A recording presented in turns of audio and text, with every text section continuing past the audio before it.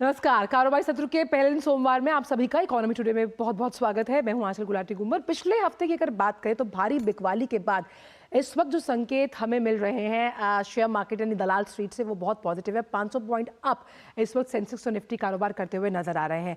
FIIs जो है उन्होंने तगड़ी बिकवाली की, लेकिन इस बार के जो कारक है खासतौर पर जो विदेशी इंडिकेटर्स है वो बहुत पॉजिटिव नजर आ रहे हैं। इन तमाम खबरों पर डालेंगे नजर। बात होगी दुनिया भर के बाजारों से जुड़ी हुई, लेकिन सबसे पहले देखते हैं आर्थिक टॉपलाइंस क्या है इस वक्त इकोनॉमी टुडे में।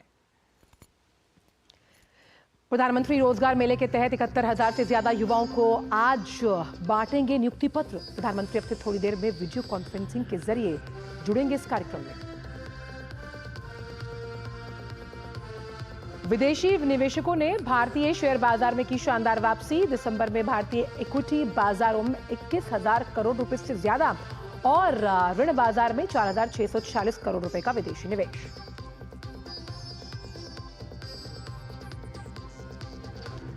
सेबी की फ्रंट रनिंग मामले में सख्त कार्रवाई, 9 पर लगाई रोक, 21 करोड़ रुपए किए जब्त। लगातार सेबी कार्य अनुपालन के लिए उठा रहा है अहम कदम। और सप्ताह के पहले कारोबारी दिन आज बढ़त के साथ भारतीय शेयर बाजारों की शुरुआत हुई है, जहां सेंसेक्स में 584 अंकों की बढ़त हम देख पा रहे हैं और 78,626 का लेवल है। वहीं निफ्टी भी 194 अंक चढ़कर 23,782 पर कर रहा है कारोबार। इन तमाम बड़ी खबरों पर डालेंगे नजर, लेकिन सबसे पहले सूरत हाल जानते हैं दुनिया भर के बाजारों का और देखते हैं कि इस वक्त ये तो तमाम टॉप लाइंस हैं, इन सभी खबरों पर दिन भर रहेगी हमारी नजर। तो आइए सीधे शुरुआत करते हैं पहले गिफ्ट निफ्टी के साथ। गिफ्ट निफ्टी के जो शुरुआती क्यूज थे वो पॉजिटिव थे और 24,000 के लेवल के आसपास गिफ्ट निफ्टी की शुरुआत हुई थी। एक बार गिफ्ट निफ्टी का आंकड़ा देखते हैं और फिर आपको दिखाएंगे कि सेंसेक्स का जो ओपनिंग काउंटर रहा वो भी बढ़त के साथ। तो गिफ्ट निफ्टी आप देख सकते हैं यहाँ पर 23,798 का लेवल और 29 अंकों की बढ़त यहाँ पर नजर आ रही है। सेंसेक्स का जो ओपनिंग रहा वो 500 अंकों से ज्यादा का रहा था और ये दिखा रहा है कि जो पूरा हफ्ता है ये एक रेंज बाउंड दायरे के साथ साथ पॉजिटिव ट्रेंड में रह सकता है। 78,625 का लेवल, 584 अंक ऊपर और मेटल्स और एफएमसीजी ये दोनों जो सेक्टर्स हैं उनकी वजह से हम देख पा रहे हैं ये हरियाली सेंसेक्स में बरकरार है। निफ्टी का ओपनिंग भी एक बार देख लेते हैं कि निफ्टी किन स्तरों पर खुला था। निफ्टी 23,782 का लेवल, 194 पॉइंट्स अप, यानी पिछला हफ्ता आप याद कीजिए सोमवार का ही दिन था और भारी बिकवाली के साथ भारतीय शेयर बाजार की शुरुआत हुई थी, लेकिन आज ट्रेंड बदलता हुआ। रुक करते हैं तमाम उन स्टॉक्स पे जो मजबूती के साथ किल्ला गाड़कर, यानी कि टॉप गेनर्स चार्ट को कौन लीड करता हुआ। मैंने जैसे कहा था कि मेटल्स जो हैं वो अपनी चमक से कहीं ना कहीं जो पूरा गेनर्स चार्ट है उस पर अपनी छाप छोड़ते हुए स्टील का सबसे बड़ा काउंटर जेएसडब्ल्यू स्टील 3% ऊपर, Tata steel, Hindalco, Shriram finance, Adani ports, यानी 3 दिग्गज काउंटर्स जब हम बात करते हैं मेटल्स की। और चाइना की स्क्रैप पॉलिसी की वजह से हम देख पा रहे हैं कि मेटल सेक्टर में एक रिबाउंड देखा जा रहा है भारतीय बाजारों के लिहाज से। लेकिन कौन से वो स्टॉक्स हैं या वो सेक्टर्स भी हम जान लेते हैं जहां पर मुनाफा वसूली हावी है और बाय ऑन डिप का कॉल है। HDFC life, Apollo hospitals, SPI life, Cipla, Eicher Motors, 2 दिग्गज काउंटर्स फार्मा के और एक काउंटर जब हम बात करते हैं एनबीएफसी का, तो यहाँ पर मुनाफा वसूली के लिहाज से बाय ऑन डिप का कॉल। लेकिन ग्लोबल मार्केट्स का अपडेट क्या है? हालांकि अगर हम बात करते हैं यूएस के बाजारों को लेकर, तो क्योंकि अब एक क्रिसमस का ये मंथ है और बाजार जो है थोड़े सुस्त होते हुए, लेकिन डाउ जोन फ्यूचर्स यानी अभी जब बाजार खुलेंगे आज रात यूएस में तो वो हरे निशान में खुल सकते हैं। S&P 500, नैस्डैक, और यहाँ पर क्यों आप ये ट्रेड ग्रीन जोन में होते हुए देख रहे हैं? क्योंकि आईटी स्टॉक्स की और जीडीपी डेटा जो आया है यूएस मार्केट्स में उसकी वजह से एक्शन यूएस मार्केट में। पर क्या ये एक्शन एशियन मार्केट्स में भी? आप देखिए चौतरफा हरियाली।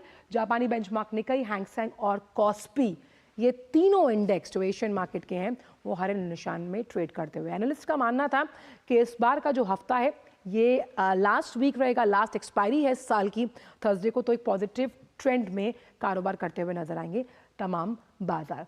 अब बाजारों के बाद रुक करते हैं आज की बहुत अहम खबर का और बात करेंगे हम रोजगार मेले से जुड़ी हुई।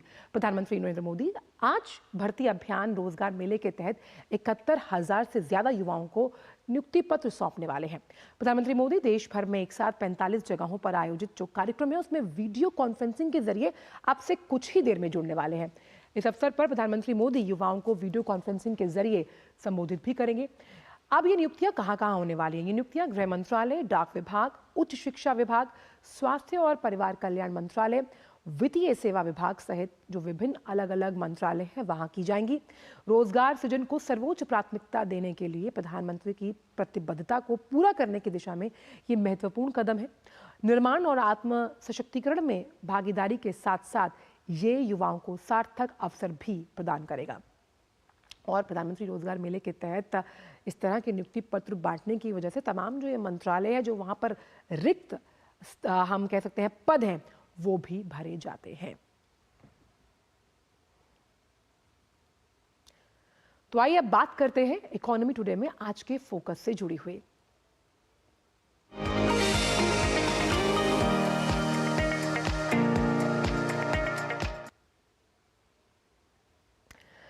तो शनिवार जो बीता है उसमें पिंक सिटी जैसलमेर में ब्लू इकोनॉमी के लिहाज से यानी अर्थव्यवस्था के लिहाज से बड़ा फैसला जीएसटी काउंसिल की 55वीं बैठक में लिया गया। इस बैठक में कई मुद्दों पर मंथन हुआ।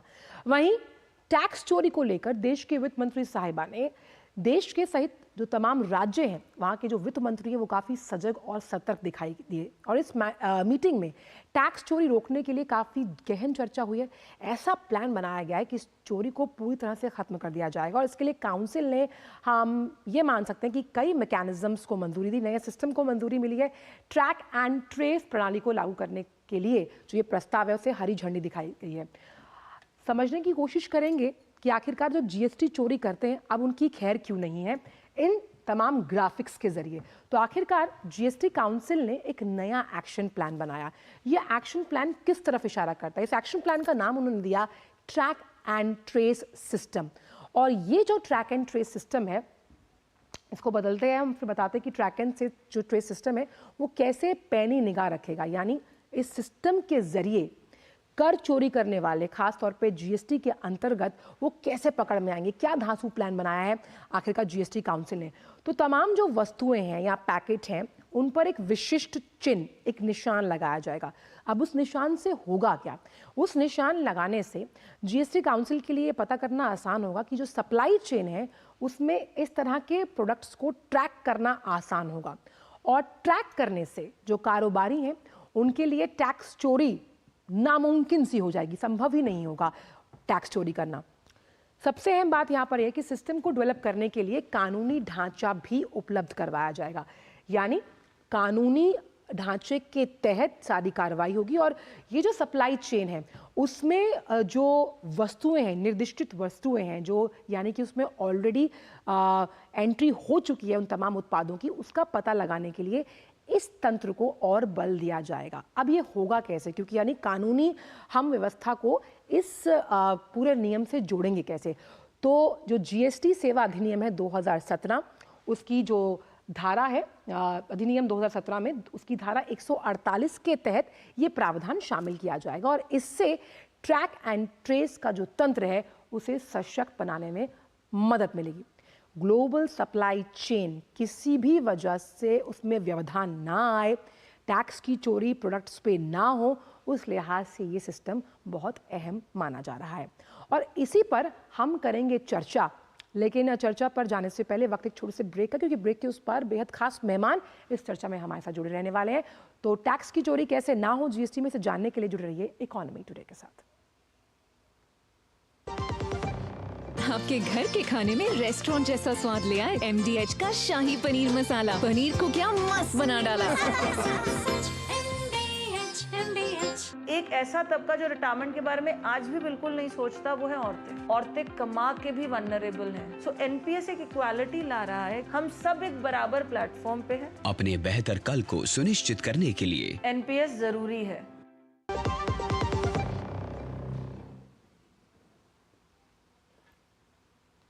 और हमारे साथ इस खास शो में पहले तो आपका स्वागत है। और जीएसटी में कर चोरी पर लगाम लगाने के लिए और किस तरह से इस सिस्टम को सशक्त बनाया जाएगा इस पर जानकारी देने के लिए Gaurav Singh, commissioner GST policy wing, हमारे साथ जुड़ गए हैं। गौरव जी, आपका बहुत बहुत स्वागत है हमारे इस खास शो इकोनॉमी टुडे में, जहां हम करने वाले हैं चर्चा जीएसटी कर चोरी को रोकने के लिए? पहला सवाल यही है कि भाई अब जीएसटी कर चोरी करने वालों की कोई खैर नहीं है। जो धांसू प्लान जीएसटी काउंसिल में बनाया गया है, हम चाहते हैं कि आप उसकी विवेचना करके अहम पॉइंटर्स हमारे सामने रखें। मैम, आप एक्चुअली ये 49वीं जीएसटी काउंसिल में एक ग्रुप ऑफ मिनिस्टर्स बनी थी, उनकी वो थी रिकमेंडेशन। उसमें उन्होंने रिकमेंड किया था कि कुछ इवेजन प्रोन कमोडिटीज पे हम लोग एक ट्रैक एंड ट्रेस सिस्टम लेकर आएंगे। उसी के तहत इस बार हमने जीएसटी में कानून लेकर आए हैं उसका, कि ट्रैक एंड ट्रेस हम सिस्टम कैसे वो होगा, इंट्रोड्यूस करेंगे। कानून उसका बना है, उसके बाद अब उस पर काम होगा। इसमें काफी तकनीकी वो तकनीकी का काम है। इसमें अभी जीएसटीएन उस पर शुरुआत कर रहा है वो वाला काम, और अगले कुछ महीनों में हम ये लेकर आएंगे। हमने इस कानून में जो हमने प्रावधान ला रहे हैं, उसमें हमने एक वो कमोडिटीज जो वस्तुएं जिस पे हमें लगाना है, ये वो वस्तु अभी आइडेंटिफाई होंगी, जीएसटी काउंसिल जाएंगी, जीएसटी काउंसिल के अप्रूवल के बाद ही वो वस्तुएं फिर हम उस पे उसको इस ट्रैक एंड ट्रेस सिस्टम में लाएंगे। गौरव जी, क्योंकि हम जितनी जानकारी साझा कर पा रहे हैं यहाँ पे दर्शकों के साथ, वो ये है कि जो भी वस्तुएं चिन्हित की जाएंगी उन पर एक विशिष्ट तौर पर मार्क लगाया जाएगा। ये मार्क लगाने का सिस्टम क्या है, और इस मार्क लगाने से जिस सप्लाई चेन की हम बात कर रहे हैं, किस तरह से उसमें व्यवधान नहीं होगा? जी मैम, एक्चुअली ये जो इसका शुरुआत हुई है वो एक भारत सिग्नेटरी है उसका वर्ल्ड हेल्थ ऑर्गेनाइजेशन में एक framework convention on tobacco control है। उसके अंतर्गत एक इलिसिट कन्वेंशन और protocol on illicit trade off tobacco products करके है। उस प्रावधान में हिंदुस्तान हमें भारत को एक ट्रैक एंड ट्रेस सिस्टम भी लाना है सिगरेट के लिए और अन्य तंबाकू प्रोग्राम उसके लिए प्रोडक्ट्स के लिए ना। उसमें है बेसिकली उस प्रोटोकॉल के तहत हमें से सिगरेट के डिब्बे पे एक यूनिक आइडेंटिफिकेशन मार्कर लगेगा, जो कि जैसे या तो आपका बारकोड जैसे होता है उस तरह का है। दोस्त के अभी वो डिजाइन करना है उसका, पर वो बारकोड तरह का होगा। तो जब कोई वस्तु से सिगरेट है, मान लीजिए सिगरेट बनती है किसी फैक्ट्री में, सिगरेट जब निकलेगी उसके डिब्बे पे वो एक यूनिक आइडेंटिफिकेशन मार्कर लगेगा। तो उस छोटे डिब्बे के ऊपर एक कार्टन होगा, उस पे भी रहेगा यूनिक आइडेंटिफिकेशन मार्कर, और उसके ऊपर जो पैलेट होगा, जो बड़ा वाला वो होगा, उस पे भी रहेगा।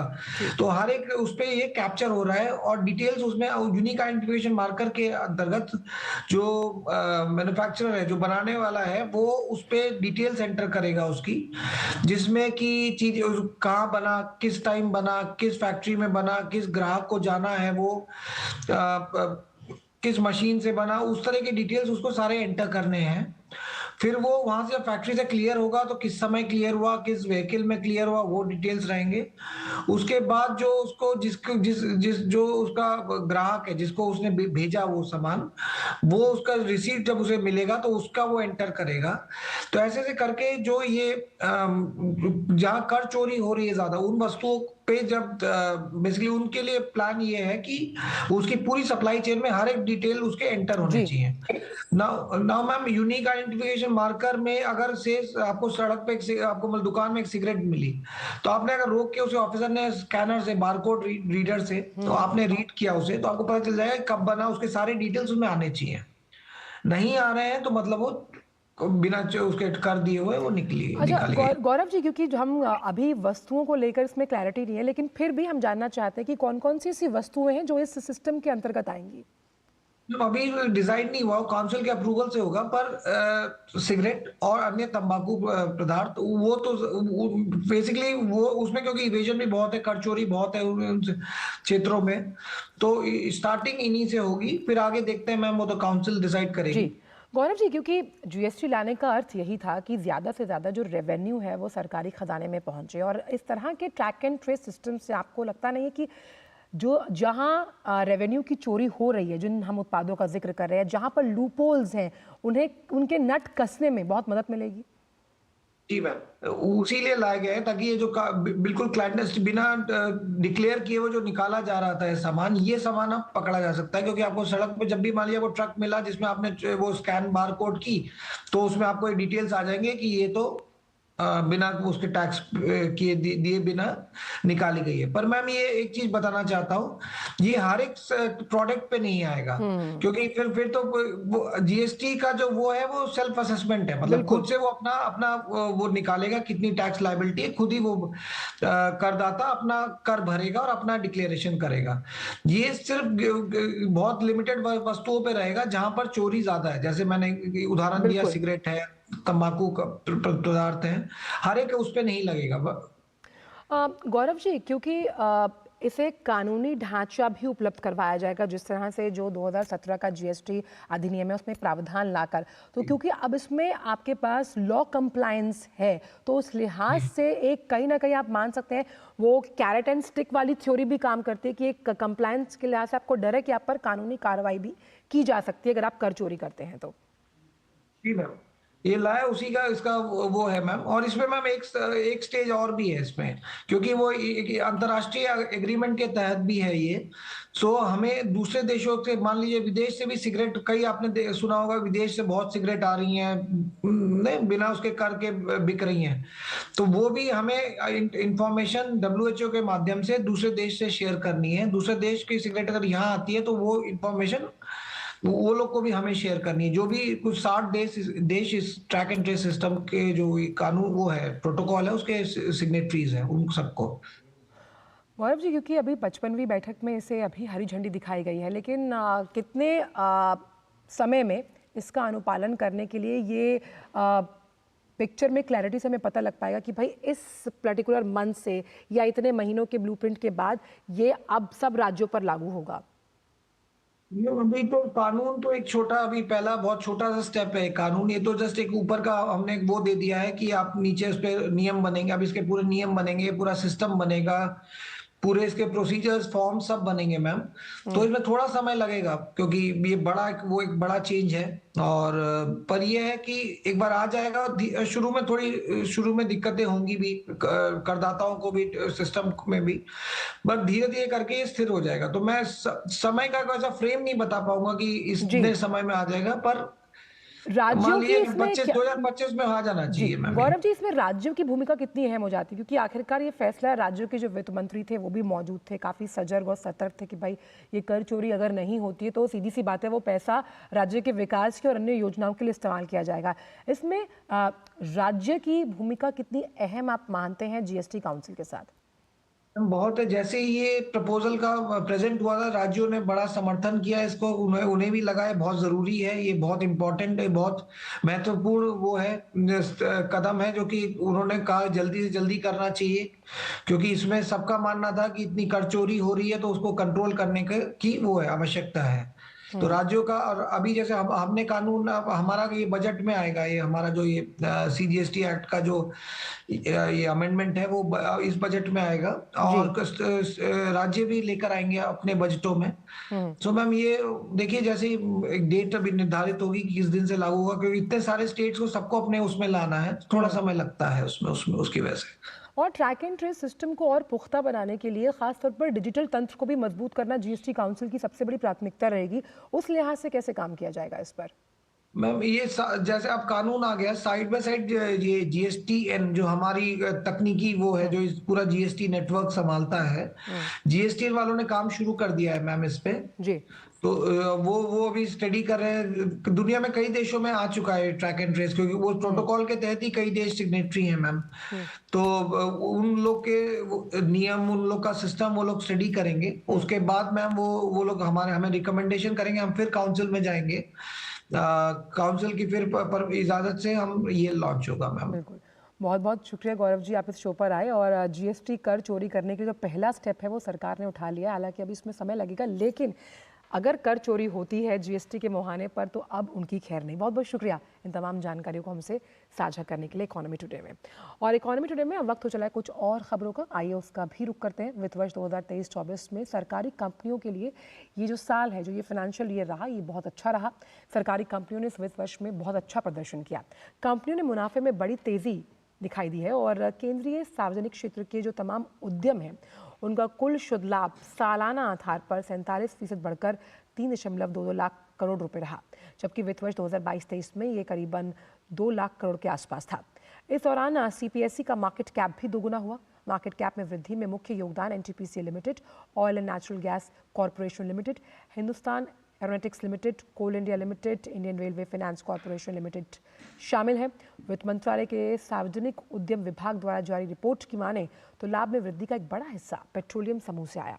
पेट्रोलियम समूह में कुल शुद्ध लाभ बढ़ाने में प्रमुख योगदान इंडियन ऑयल कॉरपोरेशन लिमिटेड का है।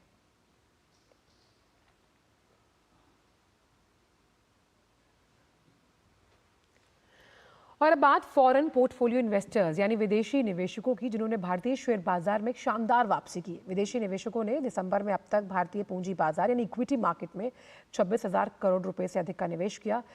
डिपॉजिटरी के आंकड़ों के अनुसार विदेशी पोर्टफोलियो निवेशक ने भारतीय इक्विटी बाजार में 21,000 करोड़ रुपए से ज्यादा और ऋण बाजार में 4,646 करोड़ रुपए का निवेश किया।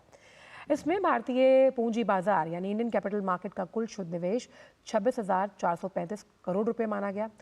इसे भारतीय बाजारों के लिए सकारात्मक संकेत के रूप में देखा जा रहा है। दिसंबर में एफपीआई का अधिकांश निवेश 3 प्रमुख क्षेत्रों से हुआ, जिसमें वित्तीय सेवाएं यानी कि फाइनेंशियल सर्विसेज, आईटी और रियल एस्टेट शामिल हैं।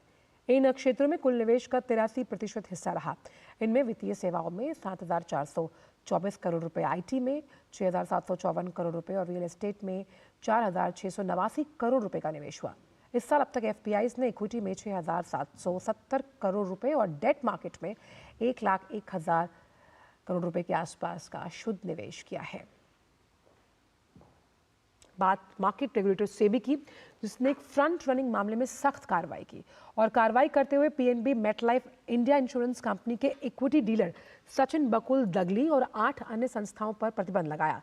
सेबी के मुताबिक सचिन बकुल दगली और 8 संस्थाओं द्वारा 3 वर्षों से अधिक समय से फ्रंट रनिंग की जा रही थी और इस तरह सभी ने मिलकर 21 करोड़ रुपए से ज्यादा का अवैध मुनाफा कमाया है।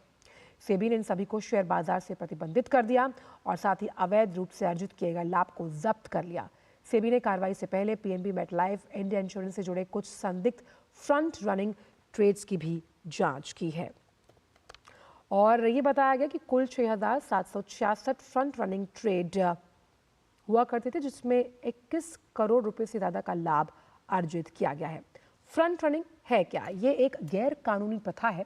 इसमें एक ट्रेडर या ब्रोकर किसी भी बड़ी कंपनी या संस्था द्वारा एक विशेष स्टॉक में बड़ी खरीदारी के लिए जाने के लिए गोपनीय जानकारी प्राप्त करता है और बड़ा ऑर्डर एग्जीक्यूट होने से पहले ही उस विशेष स्टॉक में अपनी पोजीशन बना लेता है। और ऐसे में जब बड़ी कंपनियां या संस्था द्वारा ऑर्डर को एग्जीक्यूट किया जाता है तो शेयर में अचानक तेजी आती है। उसका फायदा किसे मिलता है? उस ट्रेडर या फिर ब्रोकर को।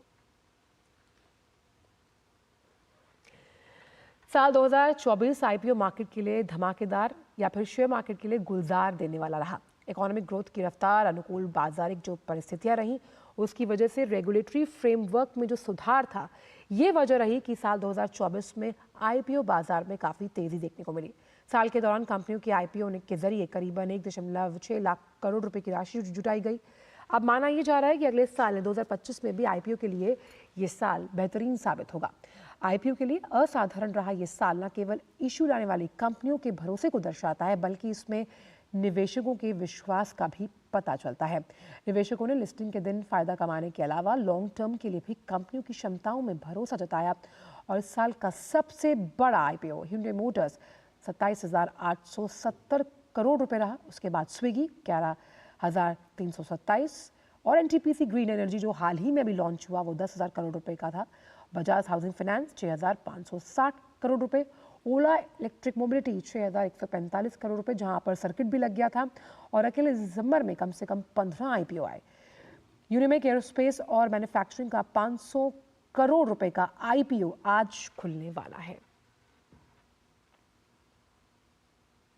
और वक्त हो चला है कि हम आपसे विदा लें, लेकिन जाने से पहले आपको छोड़ जाते हैं कारोबार जगत की कुछ अन्य खबरों के साथ। अंदाज रहेगा फटाफट। हमें दीदी इजाजत, आप बने रहे डीडी न्यूज के साथ। नमस्कार। गल्फ कॉरपोरेशन काउंसिल यानी जीसीसी देशों द्वारा भारत में किए जाने वाले निवेश में बीते एक दशक में बड़ा उछाल देखने को मिला है। GPIIT के मुताबिक अप्रैल 2000 से लेकर सितंबर 2024 के बीच जीसीसी देशों द्वारा भारत में 27.5 अरब डॉलर का निवेश किया गया है। इसमें 24.5 अरब डॉलर का निवेश सितंबर 2013 से सितंबर 2024 के बीच आया है। KYC के दुरुपयोग से बचने के लिए सरकार नई प्रणाली लॉन्च करने जा रही है। सेंट्रल नो योर कस्टमर यानी CKYC के तहत आधार, पैन, मतदाता पहचान पत्र, ड्राइविंग लाइसेंस आदि के अंतिम 4 अंक ही संबंधित संस्थान देख पाएगा। बाकी के सारे 4 अंक छुपे रहेंगे।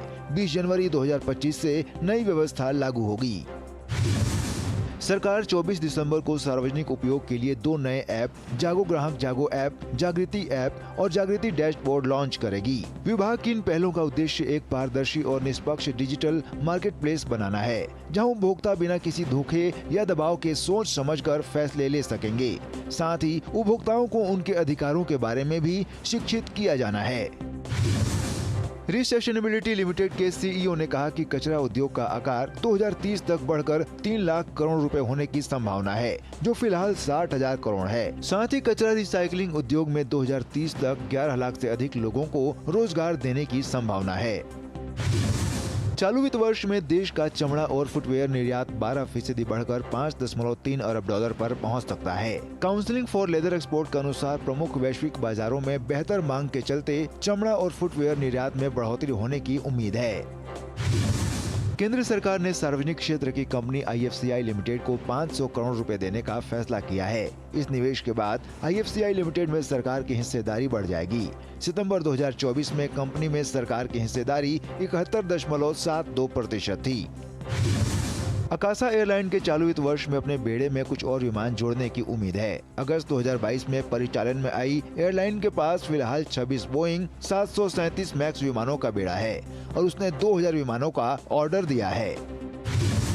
अमेजन ने प्राइम वीडियो को लेकर बड़ा फैसला लिया है। कंपनी अपने पासवर्ड शेयरिंग नियम में बदलाव करने वाली है। अमेजन के नए नियम के अनुसार एक बार में केवल 5 डिवाइस में ही साइन इन करने की अनुमति मिलेगी। फिलहाल 10 डिवाइस पर एक साथ साइन इन करने की अनुमति है। नए बदलाव 1 जनवरी 2025 से लागू होंगे।